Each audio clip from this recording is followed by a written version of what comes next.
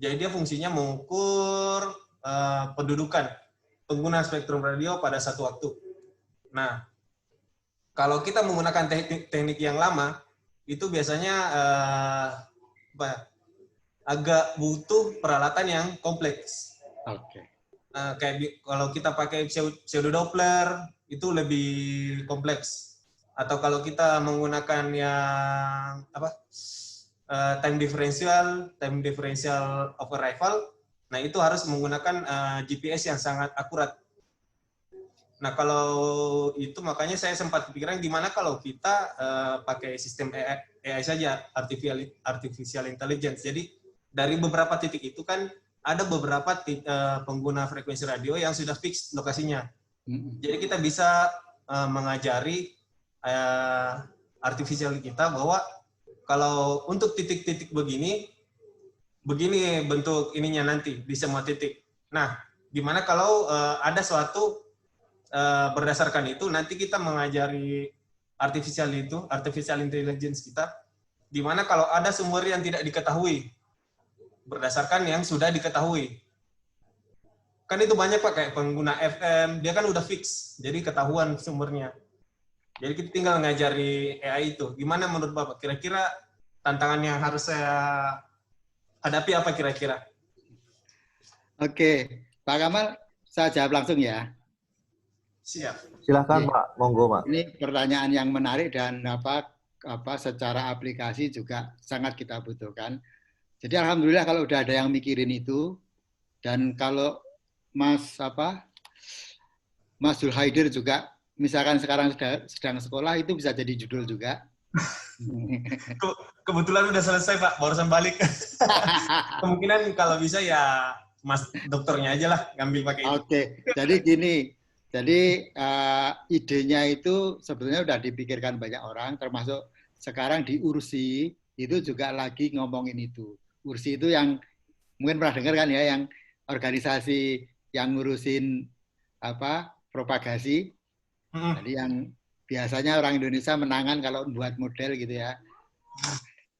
Jadi dengan pengalaman jenengan untuk SDR dan kemudian digabung dengan AI, kayaknya itu tinggal selangkah lagi ya.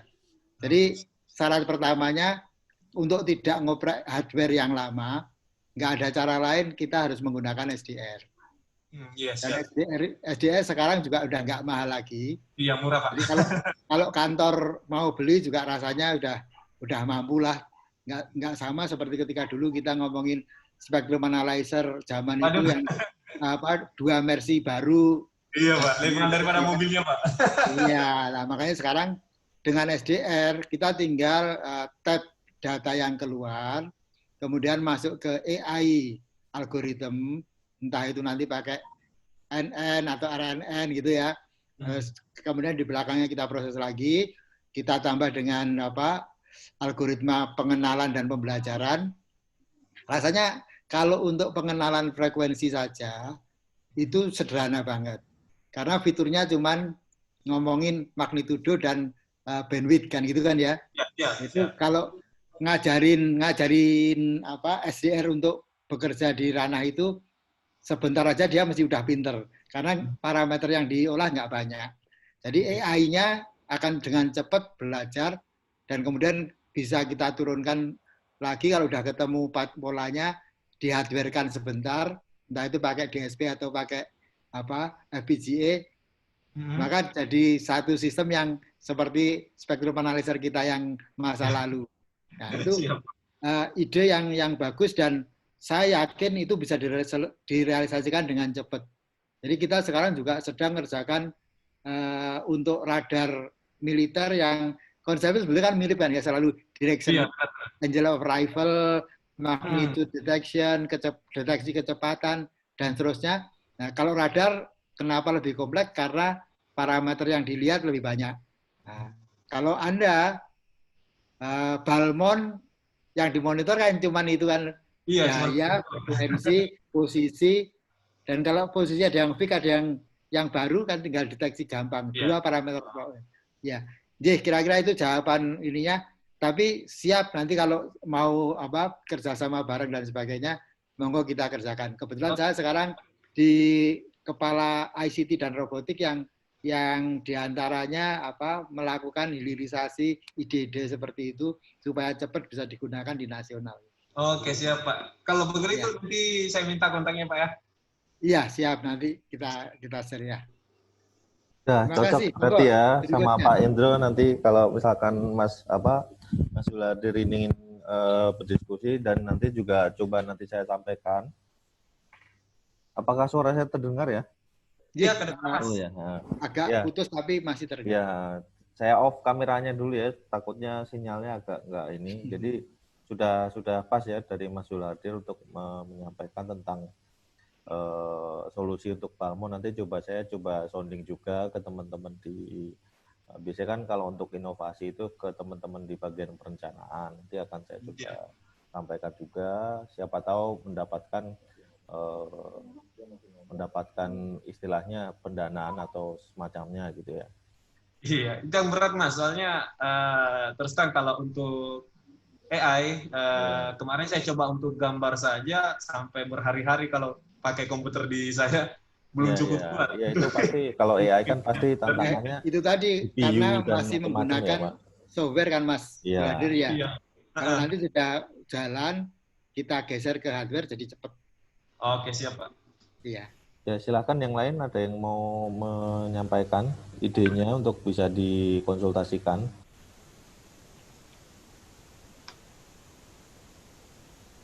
Atau Monggo, jika silakan, belum ada Mas mungkin Yuda. bisa saya tunjuk itu ya Pak, biar untuk ini kan mereka sebelum masuk sini udah submit ini kan apa namanya? Iya.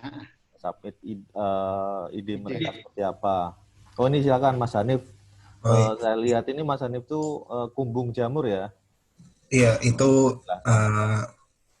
itu proyek dari dosen dulu.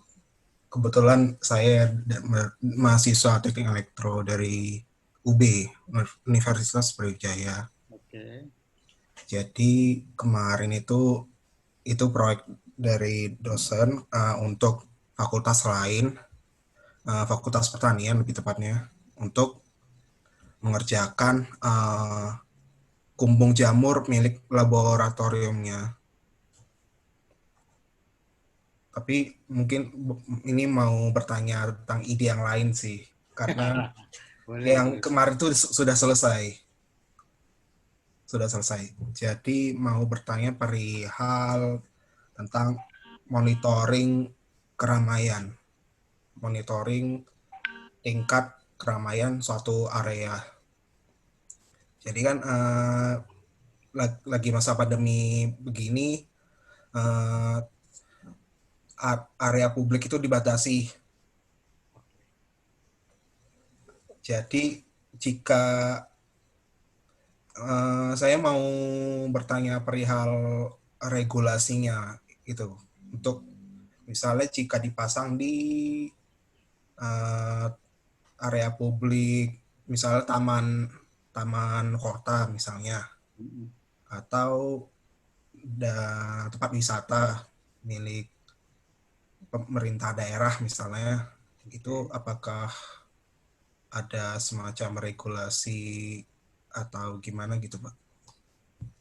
Baik, Mas Hanif. Jadi pertanyaannya menarik dan cocok dengan era sekarang.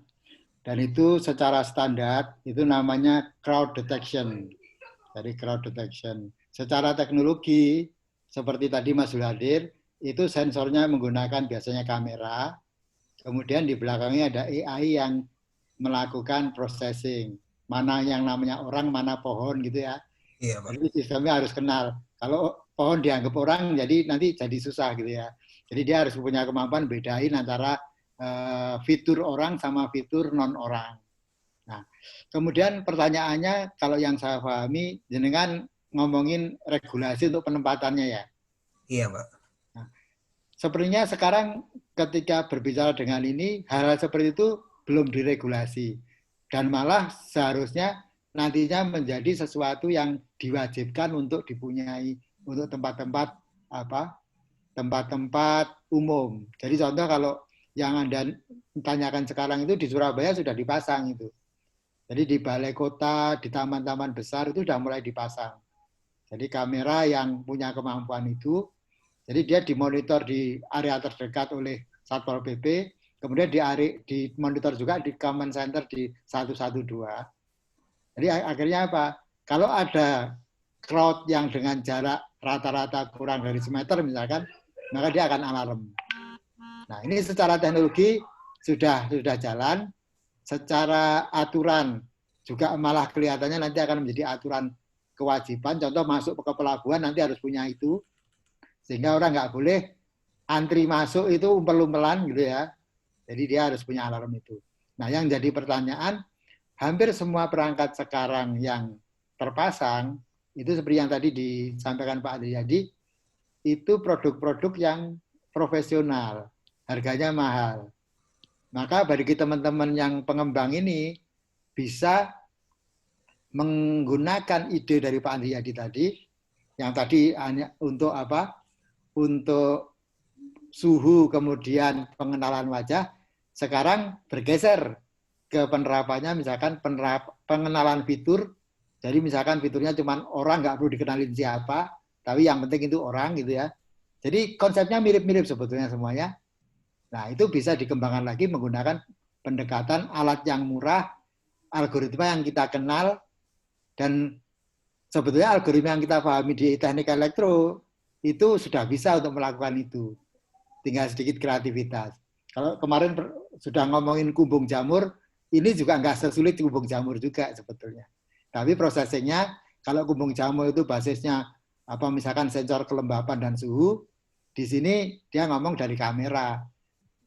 Dari X sama Y gitu ya, inputannya. Jadi piksel ke piksel gitu ya. Nah, jadi itu contoh bahwa ketika ngomongin IoT, kadang-kadang kita harus lebih cepat masuk daripada regulasi. Jadi contoh kalau kita ngomongin handphone, sekarang masuk aja IMEI menjadi masalah kan ya. Iya. Nah, ngomong IoT, IMEI-nya jadi masalah. Itu karena ada regulasinya duluan. Maka beruntunglah mereka yang mengembangkan lebih dulu daripada aturannya. Nah, Anda kalau punya ide di bidang IoT dan digitalisasi, ICT, kalau bisa cepat. Karena sekarang perputarannya teknologi, kalau dulu tahunan, sekarang bulanan dan harian, mingguan gitu ya. Jadi semangat terus untuk berkreasi di bidang ini. Makasih ya Mas Arif ya. Yuk. Ya Pak, makasih juga Pak. Ya, makasih. Ini relevan sekali dengan apa yang disampaikan oleh Pak Endro tadi ya tentang regulasi dan intinya tentang smart city ya, bahwa IoT itu salah satu komponen yang bisa mendukung pemerintah untuk istilahnya dalam masa pandemi ini.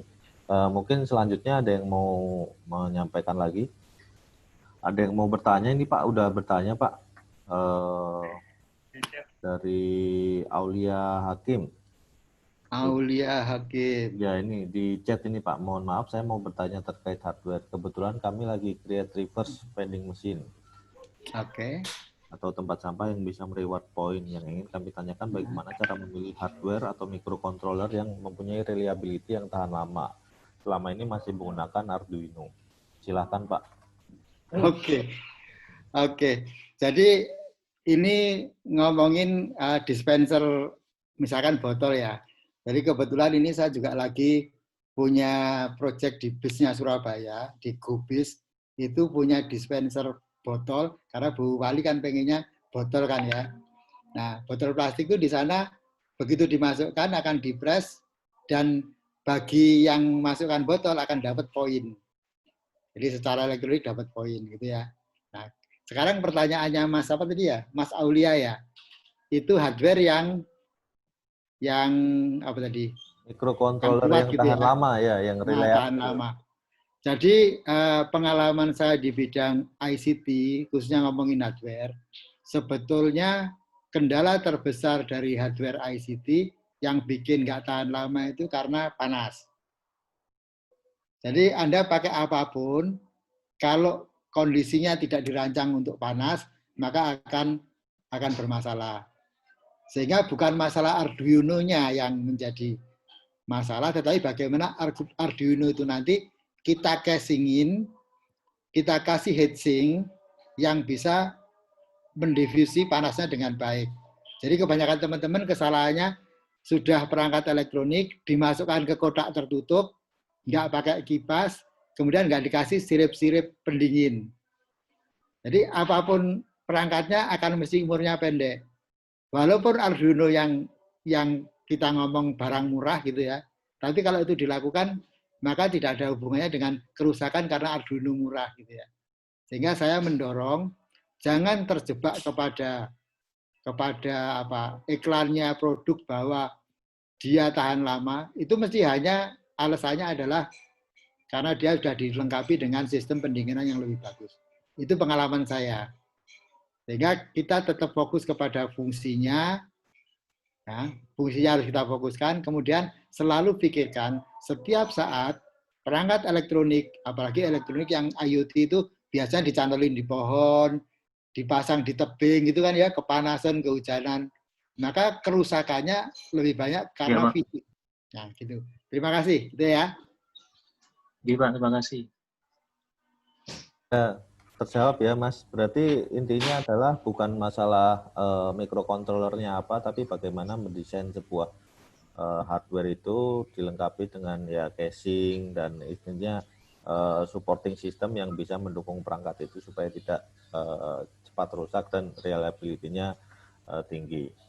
Selanjutnya Pak. Mungkin Mas Yamal satu lagi, kelupaan tadi ya. Satu lagi.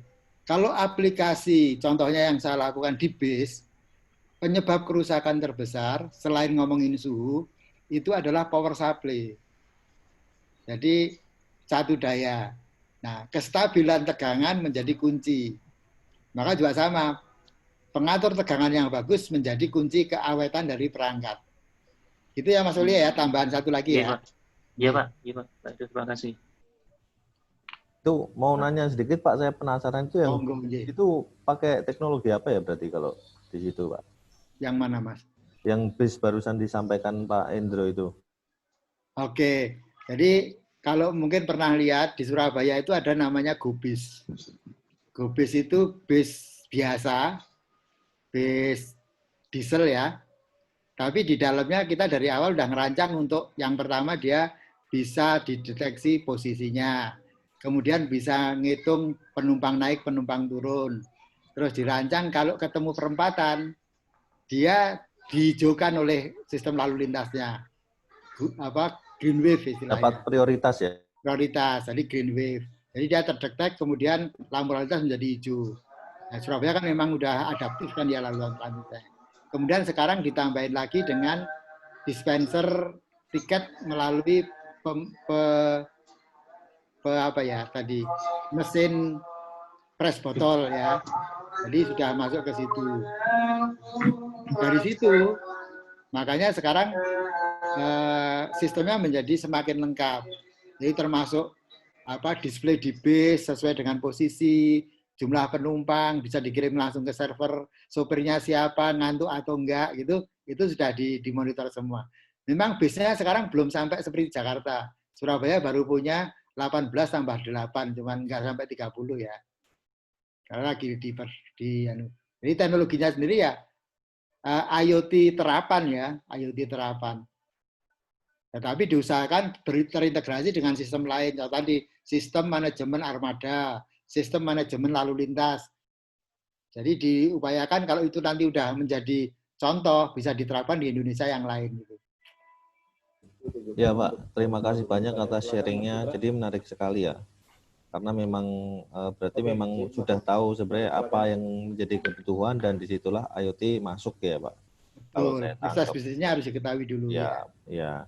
Kalau gitu saya lanjut pertanyaan ini masih terkait juga dengan proyeknya Bapak sebelumnya itu tadi. Tadi ada Mas Muhammad Asari izin bertanya melalui pesan singkat. Pertanyaan saya satu, di era industri 4.0 industrial, apakah produk hasil tes telah dilakukan manufacturing sehingga produk itu bisa dilihat di mana gitu? Apakah alamat webnya dan sebagainya, sehingga implementasi dan pengembangan ke depan dapat lebih luas lagi manfaatannya. Itu Pak. Jadi bagaimana progres produk-produk dari yang dihasilkan oleh tempat Bapak di ITS, Pak. Mohon dicek. Oke, terima kasih Pak Azhari. Jadi kalau kita lihat, kebetulan kalau di bidang ICT, saya sekarang dipasrahi untuk memimpin klaster Science Technopark ICT dan Robotik, di mana tugasnya itu hilirisasi hasil penelitian dari dosen sampai ke pusat penelitian dan PUI, gitu ya. Nah, itu contoh sederhana kalau di era COVID kemarin, sekarang yang sudah mulai diproduksi, itu contohnya robot Raisa. Itu IoT banget itu. Robot Raisa, kemudian ada perangkat untuk membantu pernafasan pasien, itu juga sekarang sudah dilakukan testing oleh komisi di kesehatan untuk bisa lolos itu, dan sudah lolos tinggal diproduksi. Itu contoh-contoh hilirisasi yang kita lakukan. Di produk yang lain, selain robot dan kemudian perangkat itu, kita sudah punya banyak calon hilirisasi, termasuk kita membiayai, memberi hibah kepada calon-calon startup.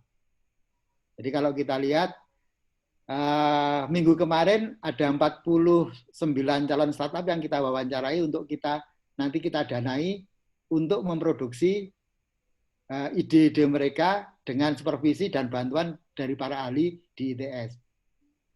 Contoh secara yang lain, motor gesit misalkan. Motor gesit itu salah satu contoh yang dari produk kampus kemudian dikerjasamakan dengan industri untuk dipasarkan secara luas oleh industri. Karena kampus tidak akan leluasa untuk membuat industri langsung, harus bekerja sama dengan industri yang sebenarnya. Jadi semua produk kita dihilirisasi dengan cara menggandeng industri lain. Nah, saat ini ITS itu juga dalam rangka meloncat ke depan, itu sedang membuat 2 produk. Yang pertama itu mobil otonomus yang kita beri nama iCar, kemudian kapal otonomus yang kita beri nama iBoat. ITS-Car dan ITS Boot. Tujuannya apa? Dalam rangka COVID ini, kita tidak tahu kapan selesainya. Maka ada area-area tertentu yang harus kita hindarkan, punya, contohnya mobil harus dengan sopirnya. Sopirnya sakit atau tidak sakit, kita tidak tahu gitu ya. Maka muncullah mobil otonomus yang dilengkapi dengan semua perangkat penyelamatan dan sebagainya, yang bisa jalan sesuai dengan perintah kita. Itu sedang bekerja. Insya Allah nanti Agustus ada soft launching untuk mobil. Kemudian ada kapal otonomus. Antar pulau-pulau yang berdekatan, sekarang ini agak susah untuk transportnya, karena tadi untuk bisa naik kapal harus dites dan sebagainya. Maka untuk ngirim barang pun jadi susah, karena krunya, penumpang pendamping itu kesulitan untuk memperoleh surat dan sebagainya, maka menggunakan kapal otonomus bisa ngirim barang-barang yang butuh cepat dan jumlahnya nggak terlalu besar menggunakan iBoat. Nah, ini contoh-contoh yang tadi di pendahuluan kita sampaikan, COVID ini bisa jadi bencana, tetapi di sisi lain mendorong kita jadi kreatif dan muncullah produk-produk baru yang tadinya perlu sekian tahun menjadi sekian bulan bisa selesai. Jadi kita harus bersyukur di antara rasa sedih karena adanya COVID ya. Nah, ini menjawab sedikit Mas Azhari atau Pak Azhari ini ya, bahwa ITS siap untuk bekerja sama dengan yang lain untuk menghilirisasi semua produk-produk yang kita hasilkan. Dan di ITS seperti AI itu punya pusatnya sendiri. Robot punya pusatnya sendiri, alat pertahanan punya pusatnya sendiri. Jadi tahun ini kita punya dana dari kementerian beberapa puluh miliar untuk melakukan itu semua. Semoga nanti semuanya lancar. Gitu ya Mas Kamal ya. Ya, siap. Amin Pak. Berarti ya. Alhamdulillah sudah kolaborasi antara multi stakeholder itu sudah berjalan ya di ITS, dan ini insya Allah sudah jalan. Berita yang menggembirakan untuk kami sebagai regulator Pak. Selanjutnya Pak, ada yang bertanya lagi ini untuk penggunaan smart card menggunakan NFC apa saja kekurangannya dalam hal keamanan. Mohon solusi agar hal tersebut bisa diatasi. Dari Mas Rian Priyadi. Mas Rian. Oke. Mas Rian berbicara dengan smart card. Jadi itu produk yang sekarang menjadi tren, semua di-card-kan ya. Mulai tiket itu card, kartu kredit, kartu debit, semuanya lewat kartu.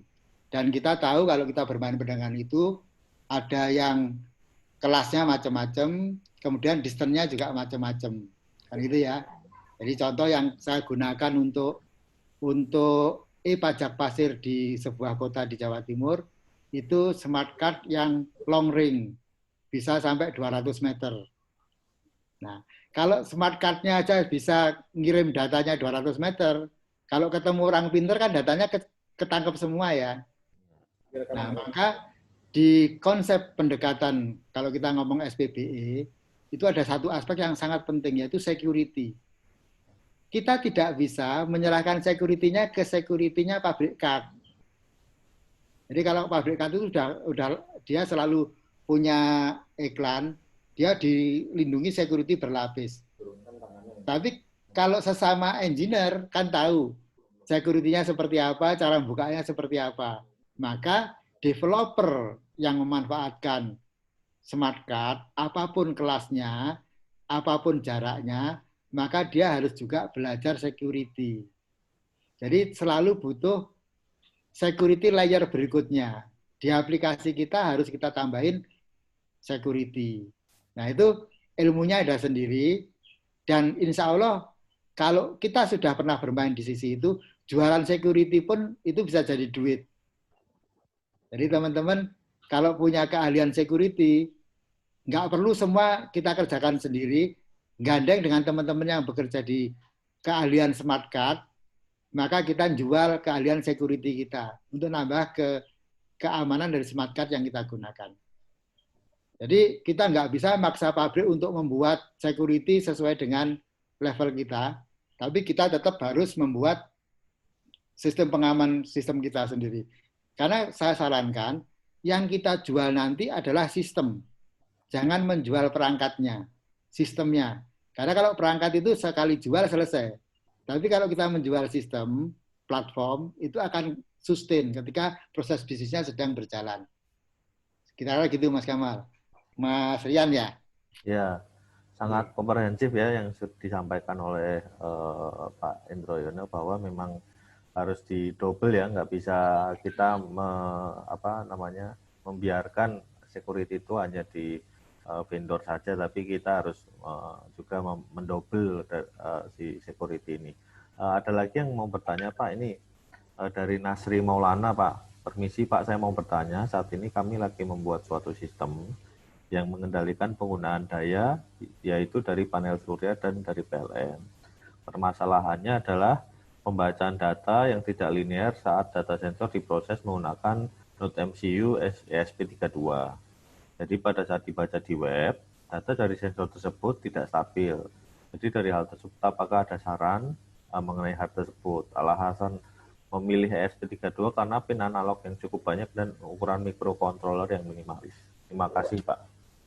Monggo Pak, silahkan. Jadi ini praktis ya di lapangan. Ini kalau saya masa lalu sudah sebetulnya.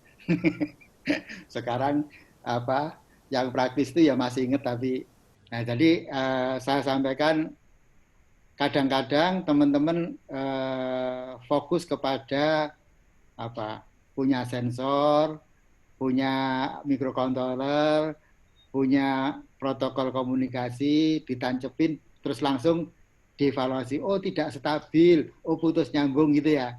Nah, sekarang justru kesempatan untuk meningkatkan level, bahwa setiap saat harus kita lihat bagaimanakah protokol dari sistem itu berjalan. Jadi mulai belajar protokol. Karena dengan tahu protokol, sebetulnya nanti Anda melakukan perubahan, itu bisa didaftarkan juga sebagai paten. Merubah protokol itu jadi paten baru gitu ya. Jadi kelihatannya itu nggak ketok, tapi itu bisa jadi paten baru. Contoh sederhana tadi, kalau kita punya data yang rate-nya tinggi, kemudian kita lewatkan protokol komunikasi yang memang dirancang untuk low rate, maka ada kemungkinan akan terjadi bottleneck karena yang masuk lebih besar daripada kemampuan komunikasi. Karena contoh sederhana, RS-232 itu punya batasan, 485 punya batasan, ya, semuanya punya batasan, USB punya batasan gitu ya. Nah, kalau udah ngomong gitu, maka di sisi pengembang justru pengetahuan itu digunakan untuk mengembangkan solusi. Jadi contoh, kalau sebelum dikirim saya lewatkan chip kompresor misalkan, jadi yang dikirim jadi sangat kecil, maka kendala komunikasi tadi menjadi tidak masalah lagi. Terus kemudian contoh, ketika melewati kanal nirkabel, jadi kita kan sekarang punya banyak wireless sensor ya. Nah, ternyata kanalnya itu jelek, misalnya melewati area pabrik yang banyak interference, mesin pabrik, radionya pabrik, IoT-nya pabrik, sehingga alat kita itu mati hidup karena interference. Maka kita perlu nambahkan di sana misalkan ada error correction code. Jadi di sistem radionya kita tambahin sedikit modifikasi supaya dia kalau ada kesalahan di kanal tidak langsung bilang oh salah, tapi dia bisa ngoreksi sendiri kalau salahnya kecil. Nah, ini contoh-contoh yang saya bilang tadi, kita tidak boleh puas di layer fisik yang ketok, tapi harus mulai memperdalam sebetulnya protokolnya seperti apa, sinyal flow-nya seperti apa.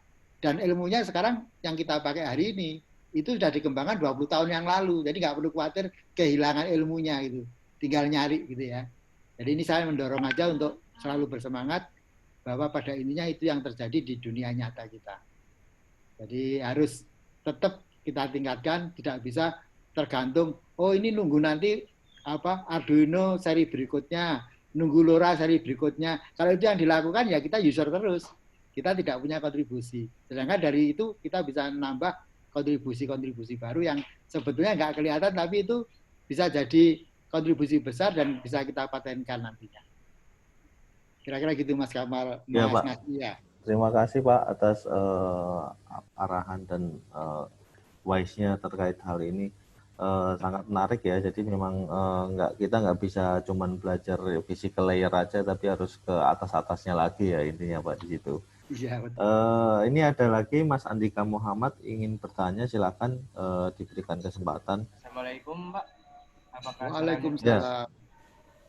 Terdengar Mas, silakan Mas. Jadi permasalahan latar belakang untuk pembangunan Airto ini yang saya hadapi adalah ketidakstabilan pembaca, kayak permasalahan yang tadi Pak sama, namun di beda bidang gitu. Karena saya di bidang pengocoran logam, untuk pembacaan standarisasi kandungan air pada pasir cetak itu membutuhkan waktu proses yang lama. Nah, dengan mempersingkat proses tersebut dengan bantuan alat IoT, saya menggunakan sensor kelembaban air. Jadi saya melakukan trial dengan tingkat sensor kelembaban air terhadap standarisasi pasir cetak. Nah, permasalahannya Pak, yang saya buat itu tidak stabil gitu pembacanya. Setelah saya membuat prototipenya, angka kelembabannya itu naik terus gitu. Tujuannya saya itu untuk mempermudah standarisasi pasir cetak di dunia industri pengocoran logam gitu. Ataukah ada sensor lain gitu Pak, atau yang untuk merekomendasikan kepada saya segitu. Terima kasih. Silakan. Jadi ini pertanyaan yang menarik di bidang ini ya. Jadi kembali ke fungsi dasar. Kalau kita ngomongin bidang ini, kelakuan hasilnya itu kan sebetulnya sangat tergantung data yang berhasil disensor oleh sensor di depan, front end-nya. Nah, biasanya kalau ngomongin data mentah yang bagus, itu caranya ada beberapa itu. Nambahin jumlah sensor atau nambahin sampling. Kalau saya dulu belajar data acquisition, nggak ada cara lain, sensornya ditambah atau samplingnya dicepetin. Nah, dari situ akhirnya akan diterima data mentah yang sangat banyak. Nah, setelah diterima data mentah yang sangat banyak, maka di belakang, makanya sekarang muncul, harus dilengkapi dengan contoh. Di era sekarang nggak mungkin data mentah langsung kita proses asli. Maka butuh namanya data filtering. Yang sampah dibuang dulu, Mas. Kalau enggak, sampahnya lebih banyak daripada yang data dibutuhkan. Maka ada proses data filtering. Biasanya kalau udah proses data filtering berjalan, di belakangnya ada proses pengenalan pola dan fitur misalkan gitu ya. Baru di belakang diukur beneran. Contoh tadi sebagai alat ukur. Jadi tidak langsung data mentah kita anggap itu ukuran. Karena contoh tadi di pertanyaan pertama Mas Zulardir, itu kalau tidak kita filter, ngomongin frekuensi, itu di teorinya noise temperatur aja udah jadi masalah gitu ya. Jadi floor noise itu harus dihilangkan dulu sebelum kita ngomong data sebenarnya. Jadi teknisnya ini kalau saya bisa bayangin, ada banyak TA dan tesis yang menyangkut itu semua. Nggak ada cara lain bahwa kita harus melakukan pengolahan lebih lanjut. Tidak bisa begitu ngelihat, ya, contoh sederhana lah, ini ilustrasi. Ngukur suhu pakai kamera, itu filternya lebih susah daripada ngomong kameranya. Jadi dari kamera itu masih campur macam-macam. Jadi bagaimana dia bisa mendefinisikan bahwa ini ukuran yang benar, itu setelah filter, bukan sebelum filter semuanya diukur. Nanti yang keukur adalah lingkungan, bukan suhu wajah, bukan suhu orangnya gitu ya. Nah ini contoh. Jadi kalau ada istilah datanya tidak stabil, itu saya yakin urusan filtering data. Jadi masih kecampur data yang tidak dibutuhkan, data yang tidak memberi informasi dari yang kita ukur gitu ya. Dan itu kembali tadi kalau nanti misalkan masih sempat, bisa kirim email untuk bahas ini lebih detail ya. Karena kalau hanya berbicara kan kita bayangin. Jangan-jangan yang Anda pikirkan dengan saya pikirkan beda gitu ya. Tetapi pada intinya kita sudah punya banyak kasus yang terselesaikan setelah kita tahu sistemnya seperti apa. Ya, itu Oke, ya Pak, terima kasih. Namun saya itu kan masih awam ya Pak. Iya. Jadi karena di industri saya itu, industri pengolahan logam tuh mempunyai apa ya, jadi panas gitu Pak, mempunyai ketingkat panasan yang lebih dari industri yang biasa-biasanya. Nah, apakah alat IoT yang saya buat dengan ini tuh kuat tahan lama atau cuma sekali pakai atau gimana Pak gitu? Soalnya kalau kita untuk terjun ke industri langsung, mesti harus mempunyai kualitas yang baik gitu kan Pak? Oke Mas, Itu gimana, ini Pak? sudah dibuat atau belum dibuat? Ini baru prototipe-nya Pak. Prototipe-nya berupa apa Mas? Sensornya apa? Sensornya menggunakan sensor tanah LM, saya lupa kalau nama ininya Pak. Sensor tanah. Cuma kalau mikrokontrolernya pakai ini Nodem CU8266. Oke.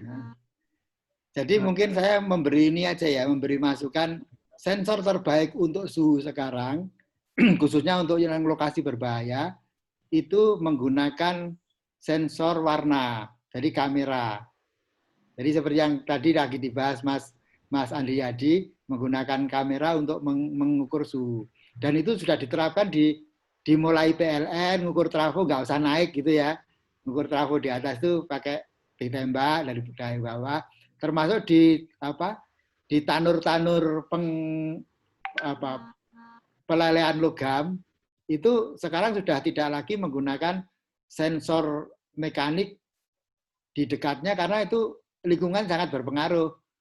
Wadahnya juga berpengaruh dan seterusnya, kalibrasinya jadi susah. Maka langsung ditembakkan ke warna dari yang sedang dilelehkan dari jarak jauh. Jadi sensornya sendiri nggak kepanasan gitu ya. Arahnya ke sana, hampir semuanya arahnya ke sana. Dan kemudian di belakangnya dilengkapi dengan processing yang lebih jauh menggunakan artificial intelligence dan sebagainya untuk memberi keputusan berapa sih nilainya gitu ya. Nggak susah sebetulnya, nggak susah, tetapi memang butuh serius untuk mengkaji itu. Terima kasih Pak. Ini saya coba dulu sebelum melanjutkan yang tertulis ini ada yang raise hand. Coba Mas Trisia Juniarto silahkan.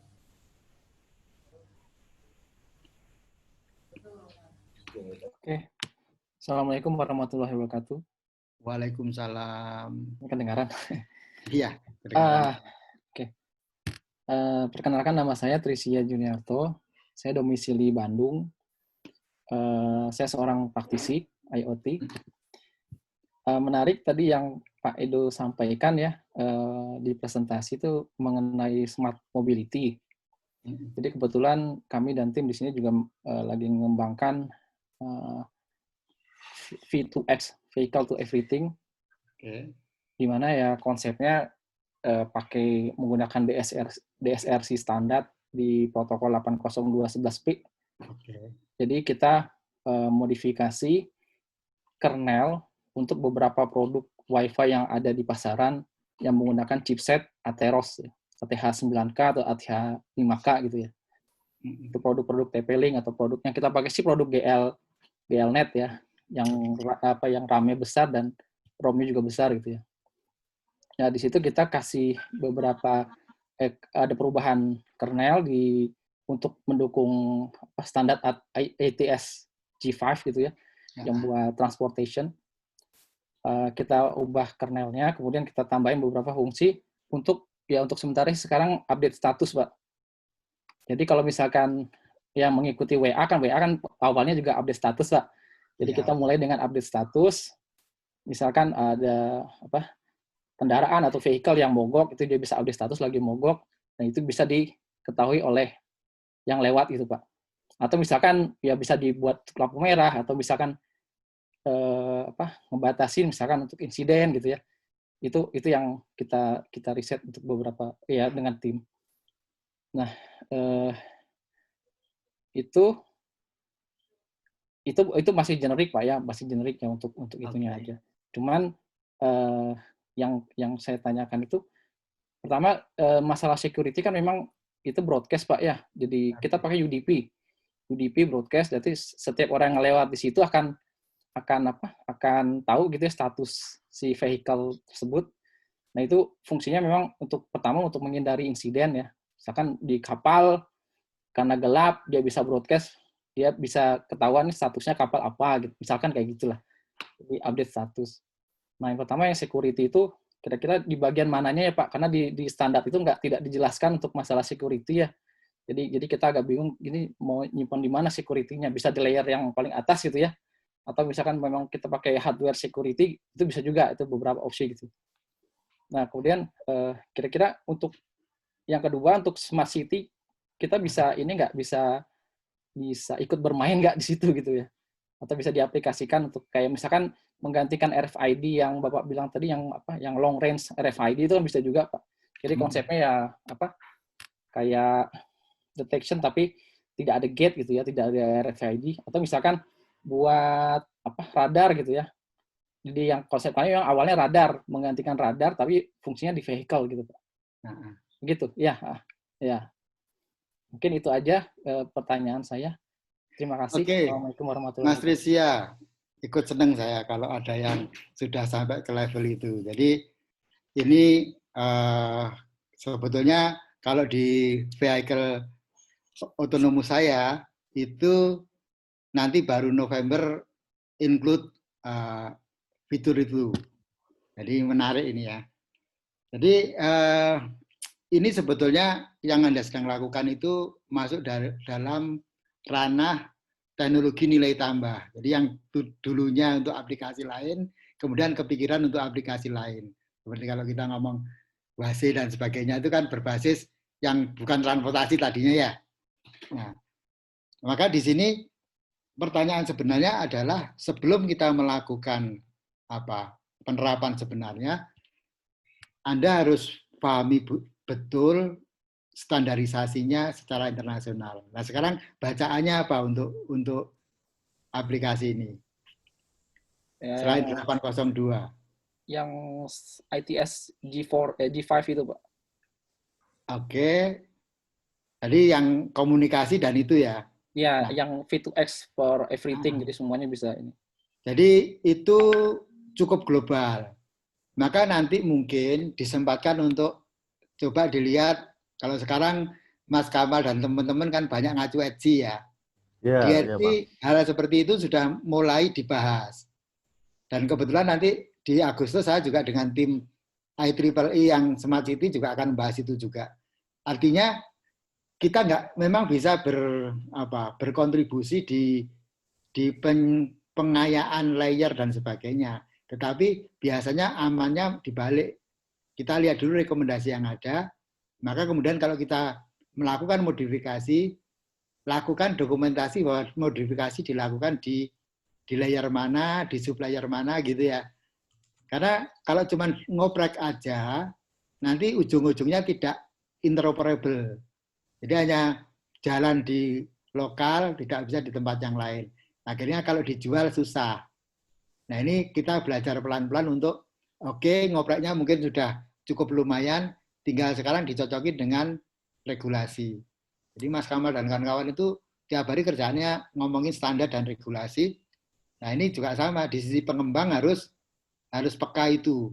Karena kalau nggak peka itu, produk sudah bekerja, tapi nggak bisa dijual kemana-mana karena dia tidak cocok dengan regulasi manapun. Ya, contoh kalau kita ngomong nasional, wah impact itu kurang sakti apa gitu ya. Tapi kemudian kan nggak bisa diterapin di kita. Karena kebetulan nabrak aturan, misalkan frekuensi kita, dan aturan yang lain. Nah itu Mas Trisya harus segera untuk melengkapi kerjanya dengan dokumentasi, kira-kira secara platform seperti apa, framework-nya seperti apa, itu harus mulai belajar ke sana. Jadi tidak cuma ngoprek selesai. Saya punya banyak bimbingan S2, S3 yang puas ngoprek, kemudian bingung sendiri. Nah ini harus kita pelan-pelan kita perbaiki. Dan ketika itu nanti dipertanyakan apakah bisa diterapin di Smart City, jawaban pertamanya bisa. Tetapi dengan catatan tadi, Smart City itu ujungnya adalah regulasi. Gimana kita bisa mensejajarkan produk kita dengan regulasi. Kalau itu sudah confirm, maka nggak ada alasan untuk tidak diterapkan. Dan kalau sudah diterapkan di satu kota, itu minimal kita punya pasar 514 kota. Itu sudah pasar yang nggak habis-habis itu. Nah, itu sebagai penyemangat kita. Dan biasanya kalau kita sudah nerapin, teman-teman kita di Afrika dan di Arab sana, itu ngikutin kita sebetulnya. Makanya Polytron itu laris banget di Afrika dan di Arab, karena dia anggap di Indonesia sukses berarti di sana mesti bagus. Ternyata penerimaannya mereka juga sama. Kalau Indonesia nerapin berarti ini mesti bagus. Halal gitu kan mesti gitu ya. Ya Mas Trisi ya. Pak. Jadi dilanjut, nanti kita bisa diskusi lebih detail di sesi yang lain ya. Makasih Pak.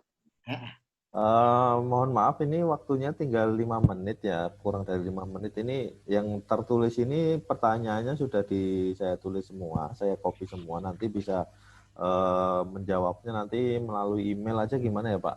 Soalnya siap, ya, apa. Jadi ini mohon maaf ini buat teman-teman karena waktunya memang terbatas. Jadi ini kita sampaikan ke teman-teman yang ini resen dulu, ini tinggal 1 orang, ini untuk pertanyaan terakhir. Nanti untuk pertanyaan yang tertulis ini Pak Endro berkenan untuk menjawab kan ya Pak? Iya, siap. Ya, Insya Allah siap. Ya, terima kasih Pak. Silakan Mas Kirom kalau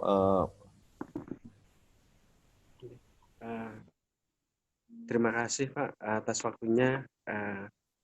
Pak Endro ketemu kembali dulu yang pernah datang ke Tegal ya Pak. Ternyata wajahnya tetap ya Mas Kiram ya. Enggak. Ya, ini begini Pak, kebetulan kan saya tinggal di Kabupaten Brebes yang memang mayoritas daerah pertanian, khususnya bawang, juga ada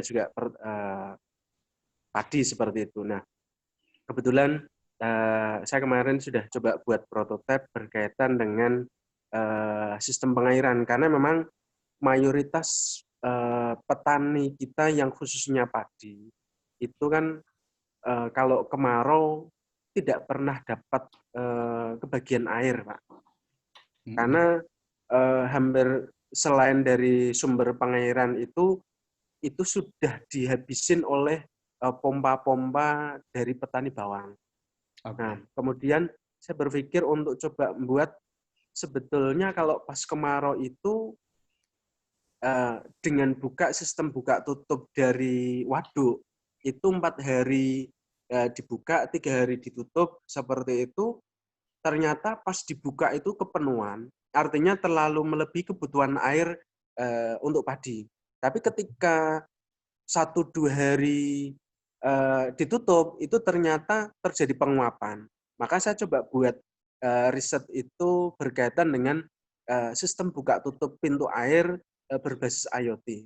Hanya saja saya mengalami kendala yang pertama adalah kalau itu diterapkan dengan berbasis IoT sehingga tenaga pengairan itu bisa cek lewat Android atau lewat monitor, itu adalah yang pertama berkaitan dengan jaringan internetnya, Pak. Karena sementara kalau prototipe kemarin yang saya coba buat itu masih menggunakan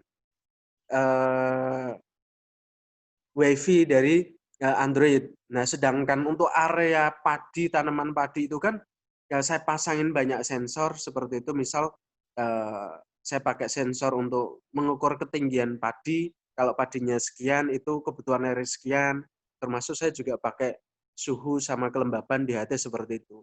Yang pertama, jaringan internetnya yang memang tidak stabil. Apakah ada pengganti yang lain? Kemudian yang kedua adalah berkaitan dengan pengganti sensor ultrasonik, karena kalau data yang saya peroleh itu kalau tinggi padinya itu 8 cm itu kebutuhan airnya sekian. Kalau tingginya 15 cm kebutuhan airnya sekian. Kalau nanti sudah agak tinggi kebutuhannya mulai menurun seperti itu. Itu berdasarkan data yang saya peroleh. Nah, untuk berkaitan dengan Mas Kiro, mohon maaf ini ternyata sudah balik ke breakout room. Ini tadi ada yang nanya emailnya Pak Endro, Mbak Pita. Nanti biar di-share aja, biar bareng-bareng gitu. Siap. Nanti yang lain yang nggak dapat Pak Endro. Oke, siap. Ya, enggak, maksudnya disebutkan apa tadi ada yang minta emailnya Pak Endro, mungkin Pak Endro bisa menyebutkan lagi untuk chat aja. Kalau enggak Pak Endro bisa klik di chatnya Pak Endro. Siap. Nah, sip, monggo Pak. Silakan klik di chat. Lemes saya, Anda puas, saya lemes. Kenapa? Pertanyaannya bagus-bagus soalnya. Oh, aduh, seru ya. Oke, terima kasih udah pada balik belum semua sini ada yang masih nyangkut, masih loading mungkin. Langsung aja saya buka nih sesi pertanyaan nih. Untuk yang mau nanya silahkan raise hand. Nanti biar saya unmute dan disebutkan pertanyaannya untuk siapa. Karena kan tadi nggak semuanya bisa ketemu ya. Misalnya tadi ada yang ketemunya cuma sama Pak Endro Yono. Terus ternyata masih punya pertanyaan untuk Pak Andriadi atau untuk Pak Brian. Seperti itu.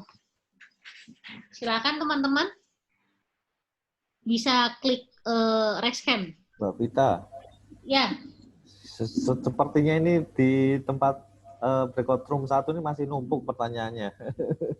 Oh ya boleh, kalau nggak silakan disebutkan Mas Kamal tadi yang dari. Ya tadi silakan Mas Kirom itu menjelaskan tentang apa namanya sistem pengairan ya di Brebes, karena di musim kemarau itu Brebes itu nggak di tempatnya sekitarnya Mas Kirom itu nggak mendapatkan pengairan yang layak dan akan istilahnya irigasi lah. Mungkin Pak Endro bisa menjawab pertanyaan yang tadi, Pak. Silahkan. Monggo Pak Endro. Untuk Mas Hanif setelah ini ya Mas ya, saya unmute ya. Pak Endro masih mute. Oke, jadi izin menyampaikan. Jadi Mas Kiro mempertanyakan 2 hal sebetulnya. Sistem sensingnya, kemudian komunikasinya yang terhalang karena internet tidak stabil, istilahnya gitu ya. Jadi aplikasinya sendiri tadi Pak Kamal sudah menjelaskan. Jadi ada perebutan air antara bawang dan padi. Sedangkan ya, jadi antara petani bawang dan petani padi itu berebut. Nah, sedangkan itu kalau dari sisi praktisnya pengairan bisa sharing, tapi butuh pengaturan yang otomatis Karena ada yang butuh penguapan, ada yang nggak butuh gitu ya. Nah, di sini yang pertama ngomongin sensing. Jadi Mas Kirom jelas butuh sensor lagi yang lebih diarahkan untuk sensing ketinggian air untuk area yang seperti sawah dan sebagainya. Kalau pakai ultrasonik, ya di rumah saya pakai ultrasonik ya, itu cocok untuk air yang mengukur top, tengah, bawah gitu ya. Tapi kalau di sawah kan nggak bisa gitu ya. Nah, ini mirip dengan sebetulnya kalau secara proses bisnis di sistem deteksi banjirnya Kota Surabaya. Jadi gorong-gorong di kota itu nggak boleh kering. Gorong-gorong itu nggak boleh kering malah ternyata. Kemudian kalau mau banjir, dia harus alarm. Kemudian juga dia harus tahu kapan air pasang, air surut. Maka di situ kuncinya itu untuk Mas Kirom, itu yang pertama adalah pahami proses bisnisnya dan lakukan perancangan sebelum kita ngomong device-nya apa. Itu kunci kalau bagi saya. Dan itu contoh aplikasi Smart City yang beneran selalu ada multifaktor yang harus kita pertimbangkan di depan sebelum ngomong perangkat. Terus kemudian ketika ngomongin sensor secara IoT, Mas Kirom bayangin sensornya pakai apa? Wireless atau non-wireless?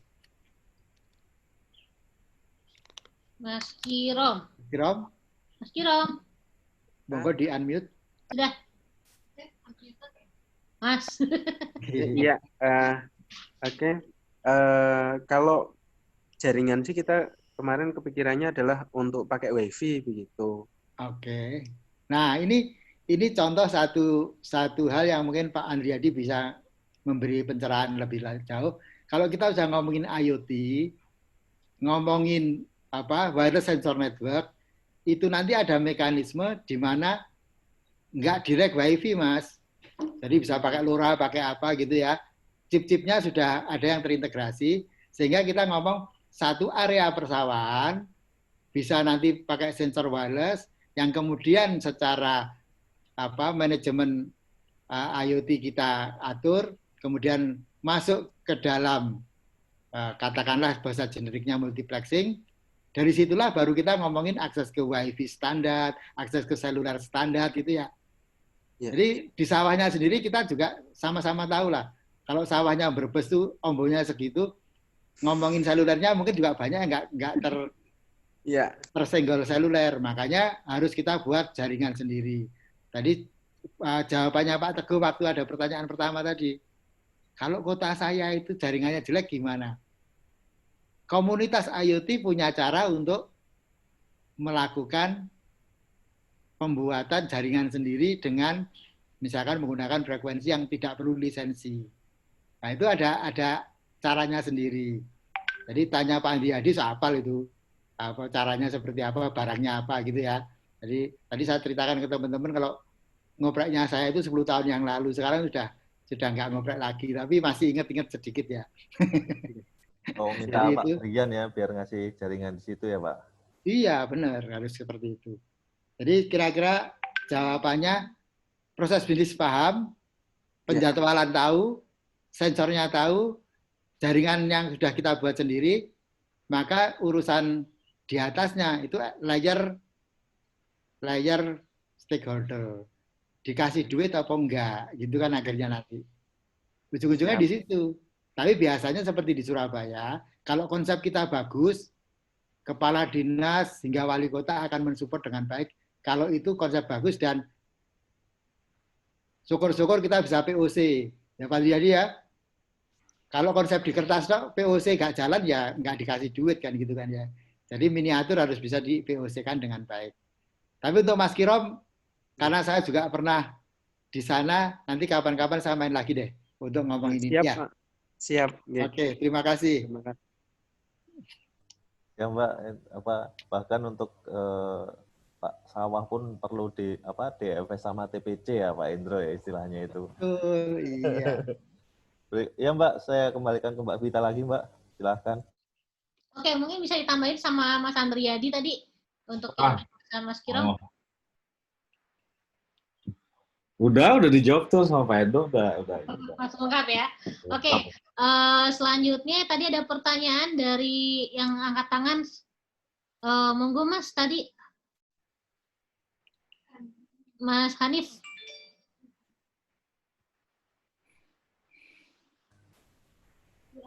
Udah, Mas Hanif.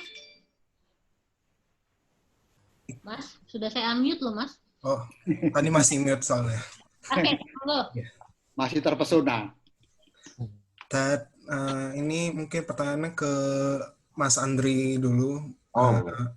Saya ingin bertanya ya, parameter penentuan untuk pemilihan kita milih edge computing atau di compute di server untuk machine learning dari CCTV, di mana CCTV ini digunakan untuk crowd detection atau pendeteksian tingkat keramaian dari suatu area gitu. Kira-kira parameternya apa dulu? Parameternya skalabilitas. Jadi kalau kita lihat startup AI di Indonesia, ya saya nggak usah sebut nama gitu. Jangan saya loh ya. Bukan, yang sering muncul lah, yang sering muncul di sosial media. Itu mereka melakukan computing kan di cloud, ya kan. Jadi CCTV, data source-nya semuanya dari CCTV.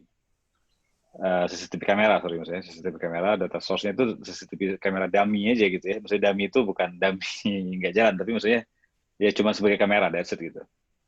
Kemudian video stream itu akan di-feed ke back-end, ke cloud gitu ya, atau ke data center sendiri, lalu diproses di sana, di cloud, atau di AI in the cloud gitu. Nah, isunya adalah scalabilitas. Jadi, kalau kita punya duit, atau kita punya data center facility kayak AWS, kayak Microsoft Azure gitu ya nggak ada isu sih itu cemen sekali gitu. Tapi kalau kita harus bangun data center sendiri, which is kan untuk beberapa jenis data mungkin sensitif ya untuk dilewatkan ke cloud-nya, public cloud kayak Azure atau AWS. Berarti kan kita harus bikin data center sendiri kan, atau kita entah colocation atau kita bikin ya tadi lah fasilitas processing di server yang kita bikin sendiri. Itu udah nggak scalable gitu. Kalau kita melakukan itu di cloud atau di backend. Kalau kita udah punya ratusan CCTV stream aja udah nggak scalable. Itu udah sama kayak kita kita harus deploy ratusan server gitu biasanya. Ya udah ribuan stream itu udah nggak mungkin kita handle dengan cuma 10 server gitu, udah nggak mungkin.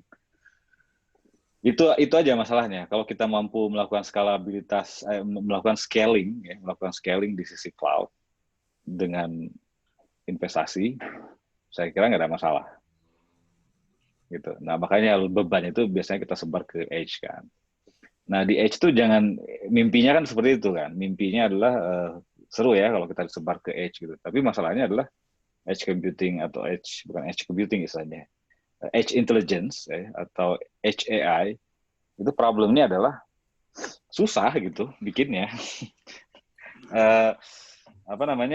Mungkin secara modal nggak terlalu besar gitu ya, lebih gampang di scale secara sesuai dengan katakanlah kita punya investasi yang sama, akan jauh lebih masif kalau kita men-scale di sisi edge, tapi bikinnya susah gitu.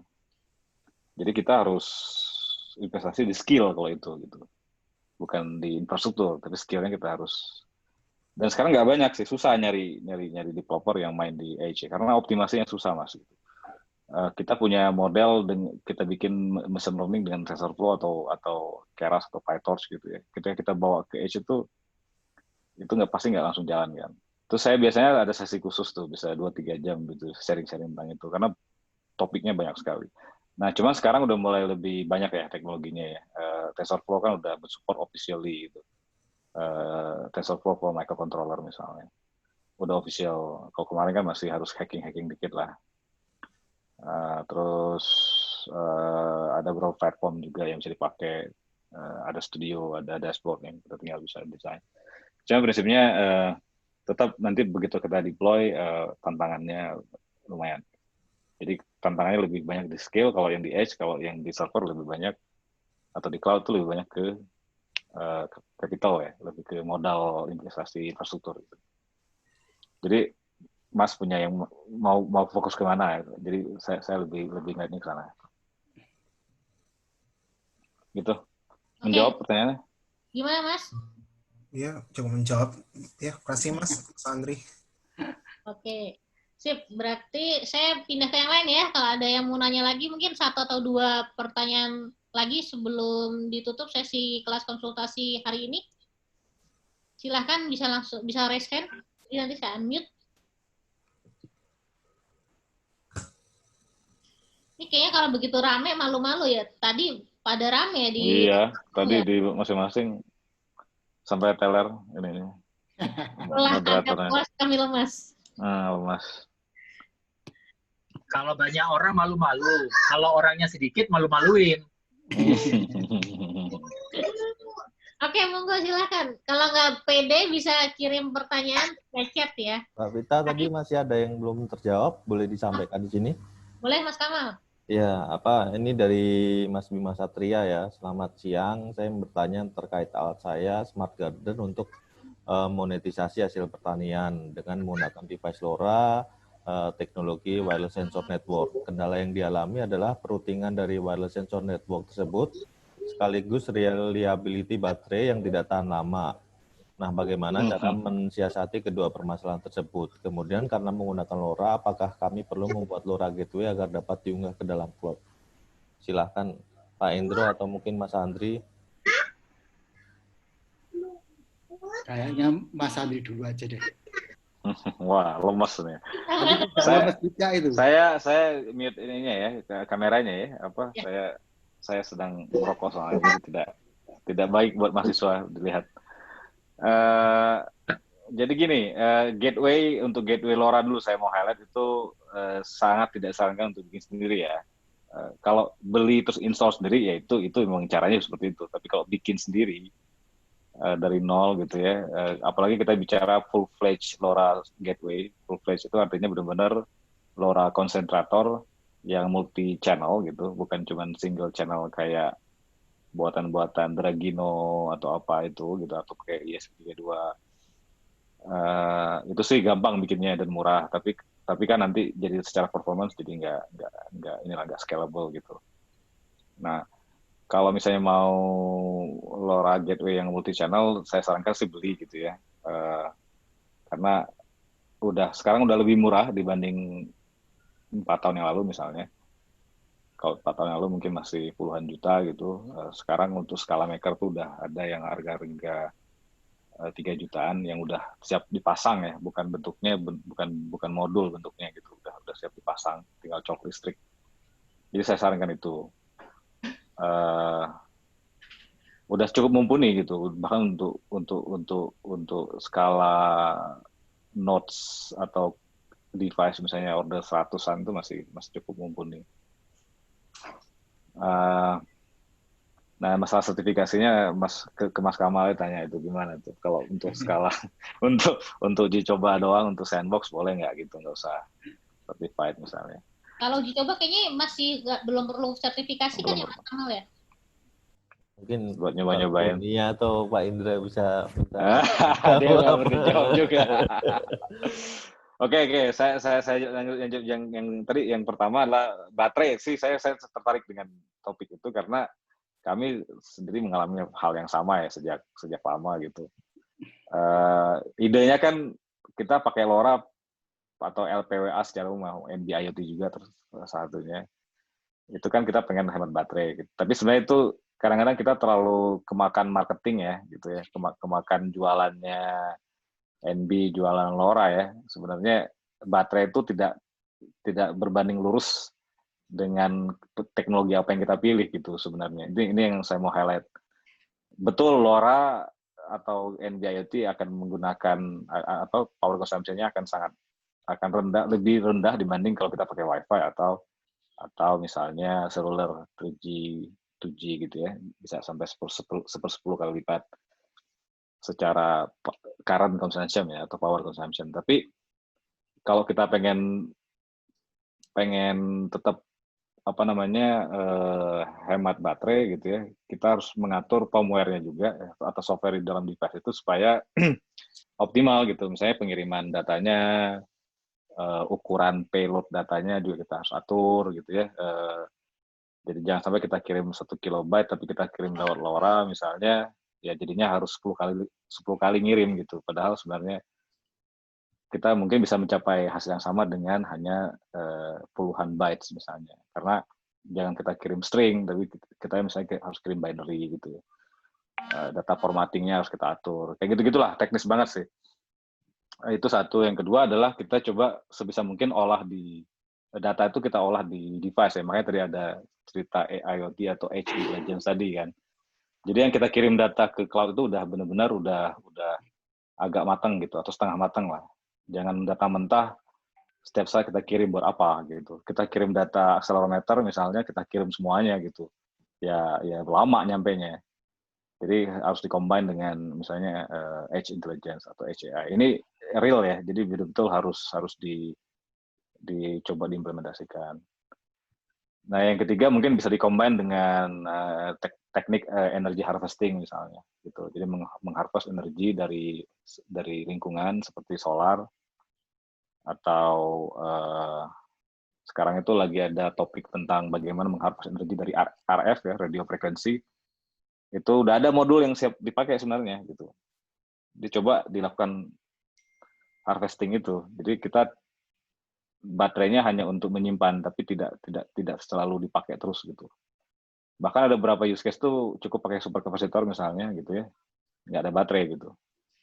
Jadi dia mengharvest energi dari solar. Nah di situ udah harus mulai memilih komponen yang sangat-sangat low power. Jadi kalau kita punya dataset tuh, misalnya teman-teman jangan beli ESP32 terus dengan linear regulator AMG 117 gitu ya. Itu kan current consumption-nya tinggi sekali gitu. Istilahnya quiescent current-nya gitu kan. Nah, itu harus dilihat datasheet-nya gitu. Datasheet-nya harus dilihat itu. Ini quiescent current-nya berapa nih gitu. Harus order mikro dong, kalau bisa nano ampere misalnya. Nah, hal-hal seperti itu harus dipikirin supaya in total ya, jadi kalau kita bicara baterai life 10 tahun, penggunaan baterai 10 tahun yang dijual oleh LoRa dan NB-IoT itu karena memang device-nya juga sangat optimal gitu. Ya, current consumption itu kalau waktu dia sleep ya, device itu harusnya sleep terus ya, kalau nggak ngirim data. Itu harus di bawah 100 mAh gitu. Ya, bahkan harusnya 100 mAh gede banget. 100 mikroampere maksudnya. Harus di bawah 100 mikroampere. Bahkan kalau bisa nano ampere. Itu current consumption-nya. Kalau nggak di bawah itu, jangan harap bisa 10 tahun. Gitu. Ya, jadi itu sih kita harus ngitung. Ya matematis aja sih itu sebenarnya. Jadi pemilihan komponen, pemilihan teknologi itu penting sekali. Itu kalau saya sih ngeliatnya. Thank you. Monggo Pak Endro, ada yang mau ditambahkan Pak?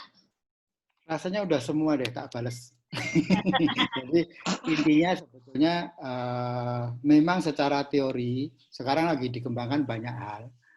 Di antaranya tadi cara routing yang baru sedang banyak. Mungkin sebentar lagi tahun depan udah muncul itu chip baru dengan kemampuan itu.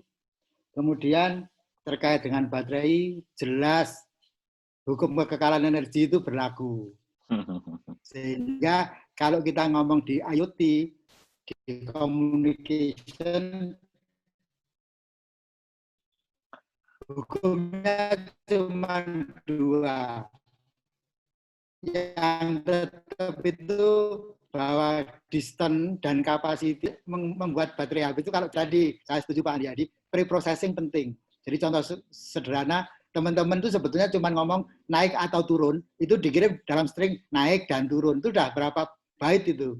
Sedangkan kalau ngomong binary 1 dan 0, udah selesai itu.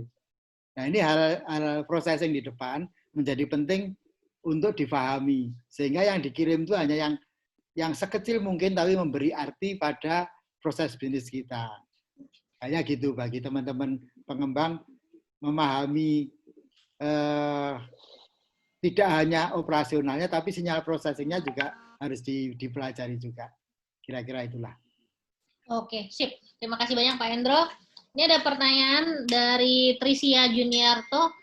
Jika saya memodifikasi baseband atau kernel perangkat Wi-Fi router di pasaran untuk keperluan V2X802.11p, apakah produk modifikasi tersebut harus disertifikasi ulang? Atau masih bisa dipakai sertifikasi bawaan produk aslinya, walaupun spesifikasi RF-nya sama seperti produk aslinya? Ini kayaknya yang jawab harus Pak Indra atau Bu Tina kali. Pertanyaan untuk teman-teman di Kominfo nih, monggo. Biar Kang Andri sama Pak Indra istirahat dulu. Tapi sebelum ke sana saya jawab ya. Kalau kata orang Surabaya, pokoknya nggak ngaku, nggak masalah.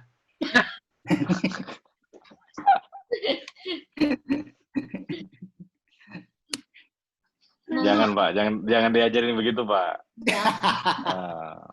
Ini Bunia, dosennya lo yang ngajarin, dosen lo yang ngajarin. Subhanallah nih. Ibu. Tapi ingat lo ya, ini sebetulnya sebelum Pak Kamal atau Pak Indra, itu kan di aturan kita, yang sedang diatur kan di sisi air interface kan ya. Nah, kan di air interface pokoknya dia nggak merubah air interface kan nggak dilarang toh. Nah, kalau sudah mulai merubah air interface, contohnya tadi yang Pak Indra nyeritakan bahwa pengaturan jarak jauh yang bisa merubah karakteristik air interface memang dilarang. Jadi intinya kan itu. Jadi jawabannya sederhana. Selama Anda melakukan apapun, contoh tadi optimasi di sisi baseband, selama di air interface tidak berubah, maka kita nggak melanggar apa-apa, wong itu yang kita lakukan di baseband kok.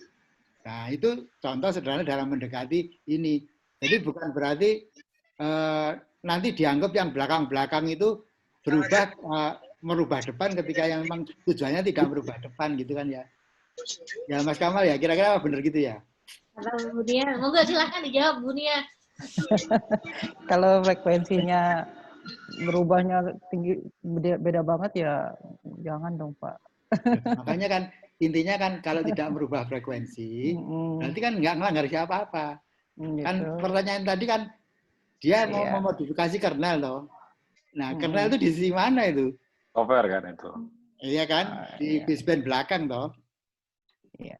Ya kalau pada prinsipnya sih kita kalau frekuensinya itu tidak melebihi dari apa yang sudah kita persyaratkan, nah itu kita perlu pertimbangkan lagi Pak. Oke. Jadi contoh sederhananya gini, kan gambarnya teman-teman. Yang diatur oleh standarisasi biasanya lebih kepada bandwidth, frekuensi, kan gitu kan. Terus power ya itu jelas. Seandainya teman-teman tuh punya ide dengan pemahaman sinyal processing, dengan bandwidth yang sama, power yang sama, tapi kemudian di belakang itu ngoprek struktur frame misalkan.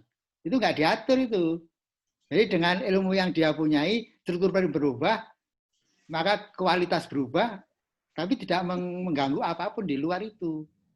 Jadi contoh kalau kita nyisipkan error correction code, channel code, di situ ada kita rubah kompresinya, kan di belakang nggak berubah. Tapi teman-teman yang nggak paham, itu takut banget untuk merubah di belakang. Sedangkan itu barangnya udah miliknya sendiri, misalkan gitu ya. Nah, ini sekedar ilustrasi untuk teman-teman kadang-kadang ketika mereka tanya ke kita, jawaban kita kan pokoknya berubah nggak boleh. Sedangkan di aturan itu tidak ngomongin itu. Ya, kira-kira gitu. Mantap Pak Hendro. Keluar. Oke, mungkin Mas Kamal ada satu pertanyaan terakhir dari tadi tempatnya Mas Kamal sebelum saya tutup sesi konsultasinya. Ini apa namanya? Tadi ada yang nanya juga nih dari Rahmat Kurniawan. Ini pertanyaannya ada banyak tapi saya pilih salah satu aja ya Mas. Mohon maaf karena waktunya yang terbatas juga. Jadi begini, saya berlatar belakang non-teknik dan non-ilmu komputer sehingga pengetahuan saya mengenai hal teknis masih minim. Sehingga mungkin saya membutuhkan template pemrograman atau elektronika untuk mempercepat development. Apakah ada sumber belajar yang direkomendasikan? Silahkan. Internet itu namanya sumber belajarnya. Web apa namanya, lebih tepatnya ini ya Mas? Ya kalau saya sih menyarankan ke tim orang-orang maker ya, apa hobbyist atau makers, mungkin ada beberapa website kayak hackster.io atau hackaday.com atau instructable.com. Nah itu beberapa website yang memang maker fokus ya, dia fokus banget ke maker. Dari mulai yang sangat beginner sampai yang advance ada. Ya itu yang realnya, tapi dari sisi situ kan nanti biasanya ada link kemana-mana ya, diikutin aja. Ya kalau mau belajar. Tapi gini ya, saya kira gini Mas, kalau misalnya punya background-nya bukan non teknis, saya kira dikuatkan juga lah dari sisi non teknisnya. Karena kayak tadi Pak Edu cerita kan, bahwa sebenarnya kan bukan hanya masalah teknis kan di solusi IoT ini kan, tapi masalah ya pemahaman user, ngobrol sama user gitu. Masalah sertifikasi dan regulasi itu juga satu hal yang khusus. Jadi jangan maksain sih Mas gitu. Mending cari partner gitu kan. Apalagi kalau misalnya masih mahasiswa kan banyak tuh teman-teman yang teknis, anak teknik elektro, teknik komputer, mungkin bisa diajakin kolaborasi. Kalau saya, karena saya orang teknis, jadi saya ngerasa bahwa saya butuh orang-orang non teknis gitu. Gitu sih. Jadi jangan orang teknis jangan maksain untuk ke teknis juga, karena kita sama-sama butuh gitu. Jadi stay pada interest dan fokusnya sih. Itu kalau saran saya. Kalau ini makanya kadang kita di sini kan minta mungkin nambahin dari Kang Andri. Kenapa kita bilang tim gitu kan? Karena kadang tuh tim itu bukan berarti semuanya bisa ngoprek gitu, tapi ada yang bagian ngopreknya, ada yang bagian nanti marketinginnya, ada bagian yang mungkin develop atau riset pasar seperti itu, sehingga nanti apa yang sudah dibikin itu bisa di-upgrade, nggak mentok gitu. Bener nggak Kang Andri? Betul banget. Ya makanya kalau di dunia startup kan ada 3 orang minimal kan katanya gitu. Ya yang ngoprek, yang jualan, sama yang desain gitu kan. Tapi ya itu sih terserah sih. Bisa 1 orang bisa, ada di 1 orang, cuman 1 orang jago banget berarti gitu. Ya dulu mudanya Mas Andri kan 1 orang ya. Iya, tapi teler Pak jadinya Pak, capek Pak. Nanti telat kawin nanti Pak, telat nikah nanti. Kalau kelamaan ngoprek. Oke, jadi tipsnya jangan dikerjain sendiri karena kalau telat nikah gitu ya. Oke, sip. Terima kasih Bang. Terima kasih banget semuanya kepada teman-teman yang udah nanya. Untuk pertanyaan yang belum bisa terjawab kali ini, nanti kita 2 minggu lagi bakal ada kelas konsultasi lagi. Itu lebih ke solusi sih, tapi untuk yang masih mau konsultasi terkait dengan perangkat tetap bisa juga. Nanti tinggal kita bisa up di email atau gimana untuk ikut lagi. Dan sebelum saya tutup, ini saya mau sharing, kita ada kompetisi IoT Makers Creation tahun ini. Diharapkan teman-teman bisa pada berpartisipasi untuk ikut. Jadi temanya adalah IoT for Resilience in the Face of Pandemics. Nah ini bukan berarti banyak yang masih salah paham mengira harus bikin solusi terkait dengan healthcare gitu. Padahal sebenarnya ini adalah solusi-solusi yang bisa kita manfaatkan untuk meningkatkan yang tadi dibilang termasuk oleh Pak Syarif adalah bagaimana kita bisa efisien, terus meningkatkan produktivitas di tengah era pandemi seperti ini gitu. Dan seperti tadi juga di-share oleh Pak Teguh, tidak hanya healthcare tapi ada agriculture juga, ada energi juga, ya itu akan membantu masyarakat untuk tetap produktif dan efisien di masa sekarang adaptasi kebiasaan baru. Nah seperti itu. Nah untuk karya yang dilombakan sendiri kita belum bisa menerima kalau bentuknya masih ide, jadi harus ada produknya atau paling nggak prototype atau ya paling nggak udah ada yang dioprek lah atau modulnya seperti itu. Nah dan salah satu pesertanya itu sudah pernah ikutan di seri IoT Makers Creation kita yang ada totalnya nanti akan ada 5 seri. Untuk waktu penerimaan karya sendiri sebenarnya sekarang udah buka dari tanggal 1 Juli kemarin sampai nanti tanggal 13 September. Nah bisa klik di link ini untuk nanti upload, ada video dan ada paper. Untuk videonya durasinya maksimal 5 menit, video singkat aja. Karena untuk menunjukkan sejauh mana perkembangan dari sejauh mana karyanya itu atau solusinya itu berjalan.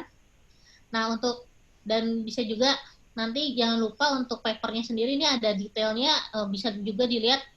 Nanti akan kita posting detailnya di Instagramnya Sioti atau Instagramnya Kominfo juga. Jadi kalau paper itu lebih ngejelasin mengenai solusinya seperti apa, terus nggak lupa juga detail pesertanya, persorangan atau tim, serta nanti ada surat pernyataan keaslian karya. Dan ini sesinya nanti penjuriannya, pemilihan 10 besar akan kita laksanakan tanggal 16 September, pengumumannya tanggal 18, nanti ada presentasi untuk 10 besar di antara tanggal 21 hingga 25, dan pengumuman pemenangnya nanti di tanggal 28 September.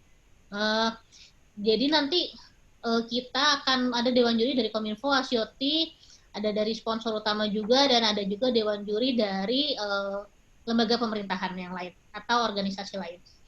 Nah, hadiahnya sendiri ada uang tunai untuk juara 1, 2, dan 3. Terus nanti juga untuk setiap kita akan ada satu sesi webinar terakhir yang akan meng-highlight 3 pemenang 1, 2, 3 untuk mereka dapat mempresentasikan karya mereka di depan masyarakat umum dan komunitas IoT di Indonesia. Terus free juga keanggotaan Asioti selama 1 tahun untuk keanggotaan perseorangan. Dan ini juga nanti akan ada hadiah spesial nih yang tadi terkait dengan sertifikasi. Nanti akan diinfokan lebih lanjut setelah ini. Nah, bisa juga untuk gampang tinggal scan di sini QR code-nya untuk pengumpulan karyanya. Oke, terima kasih. Mbak, mau nambahin sedikit, Mbak?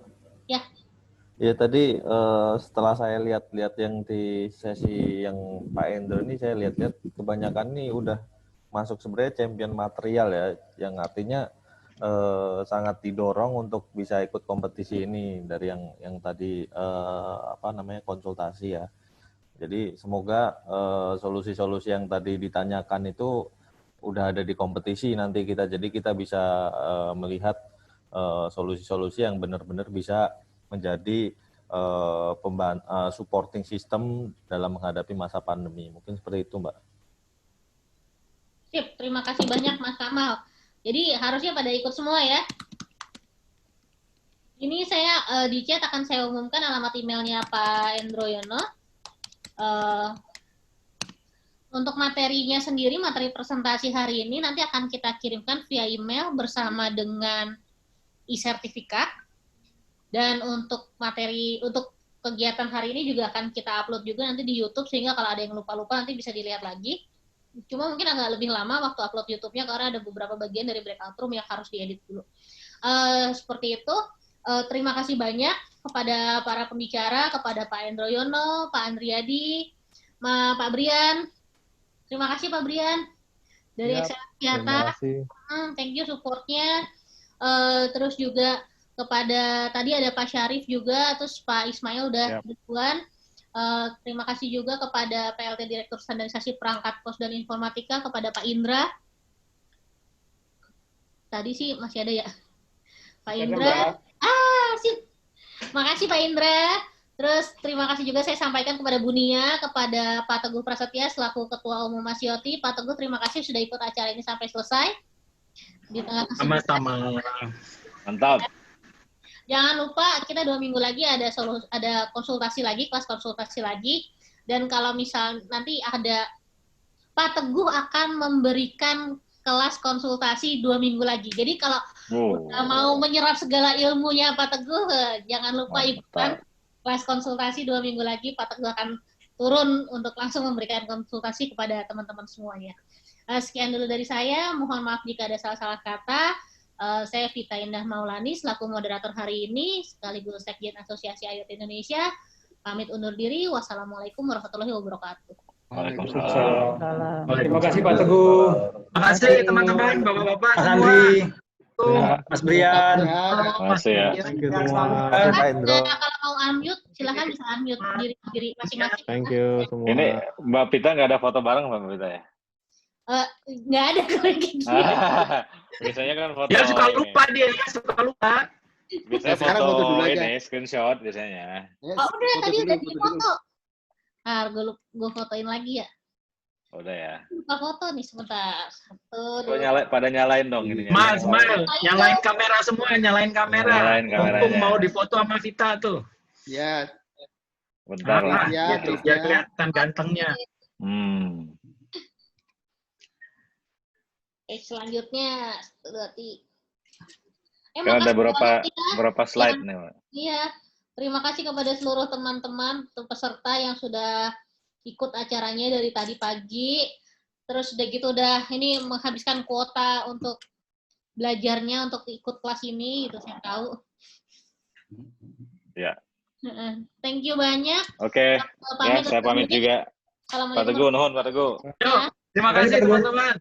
Pak Endro, makasih. Sama Pak Endo. Andri, Mas Brian. Terima kasih. Jangan bosan-bosan untuk mensupport kita. Siap. Siap, insya Allah. Yuk, Terima kasih Pak Endro. Yuk. Makasih Pak Assalamualaikum. Brian, makasih Kang Andri. Waalaikumsalam. Saya end meeting for all ya. Terima kasih. Terima kasih.